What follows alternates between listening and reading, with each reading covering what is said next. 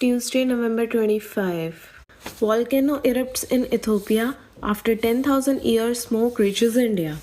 So, a long dormant volcano erupted in northern Ethiopia over the weekend, sending ash plumes across the Red Sea over Yemen and Oman, with parts it also reaching India. The volcano name is Haile Gopi volcano. So, Charles Darwin, he published his book on the origin of species on November 24, 1859. So, the United Nations Climate Change Conference or Conference of the parties to the UNFCCC, also known as COP30, concluded Friday in Belém in Brazil. What will it mean for Chandigarh if it is brought under Article 240? So, bringing Chandigarh under Article 240 will give the city an independent administrator like the Lieutenant Governor. Delhi chokes PMO flags vehicles, 37% non-compliant calls for EVs. Chief Justice of India Surya Kant.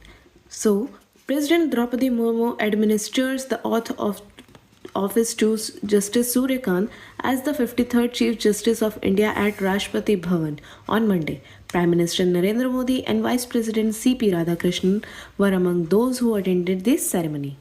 India and Canada have agreed to formally resume talks on an ambitious comprehensive economic partnership after Prime Minister Narendra Modi and his Canadian counterpart Mark Carney met in Johannesburg on the sidelines of the G20 Leader Summit. So, a commercial attach in India, 5-year tax breaks for Indian businesses investing in Afghanistan gold mining and an air cargo corridor between India and Afghanistan.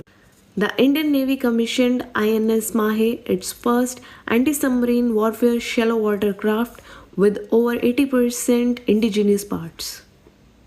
India's state-owned Bharat Electronics Limited and French firm Safran Electronics and Defense on Monday signed a joint venture cooperation agreement for the production of highly agile modular munition extended range, which is HAMMER. So HAMMER is air to ground weapon.